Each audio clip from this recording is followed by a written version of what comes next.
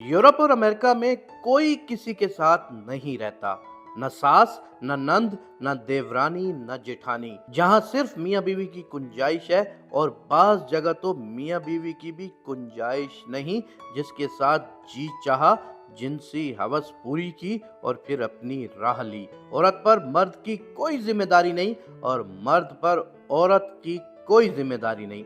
फिर भी वहां डिप्रेशन हो या जहनी मर्द सबसे ज्यादा आम है। कामकाज की अफजाइश से भी डिप्रेशन नहीं बढ़ता, न जहनी मर्द आम होता है। आज तो बड़े शहरों में गैस का चूल्हा, नल का पानी और प्रेशर कुकर की सहूलियात हासिल हो जाने की वजह से 10-15 बंदों का खाना बनाना बहुत मुश्किल नहीं रह गया। शादीशुदा औरतों पर मियाँ बीवी और बच्चों के कामकाज की जिम्मेदारी पड़ती है तो उसे जुल्म से ताबीर किया जाता है। सास, नंद, देवरानी, जेठानी सबसे अलग होकर ऐसे शोहर के साथ भी उनकी बीवियां खुश नहीं रहती जिनकी आमदनी 1 लाख से भी ऊपर होती है, और दाश्ता या रखेल या गर्लफ्रेंड या काल गर्ल का भी कोई चक्कर नहीं होता। उन्हें यही गम खाए जाता है कि उनका शोहर अपनी कमाई अपनी माँ बहन पर उड़ा देता है। मर्दों को औरतों की मर्जी का ताबे बनाकर एक शादी पर इत्तफाक करने पर मजबूर तो कर दिया गया।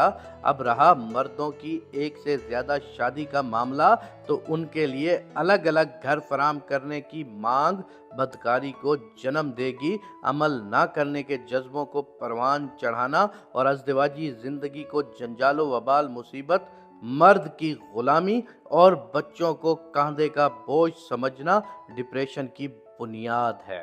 वो औरतें जो सास, नंद, देवरानी, जेठानी से तो बहुत दूर हो चुकी हैं, शोहर के साथ भी समझौता नहीं करती, तकदीर का शिकवा करती रहती हैं, डिप्रेशन और जहनी मरीजा बन जाती हैं, खुद भी किसी के साथ समझौता नहीं करती और अपनी औलाद के दरमियान भी अदम समझौता को परवान चढ़ाती हैं। अगर औरतें अपनी औलाद के दरमियान समझौता की फिजा को हमवार करें और अज़दवाज की तादाद को बर्दाश्त करें, एक दूसरे के साथ ताउन करें, तो इस मर्ज का खात्मा मुमकिन है।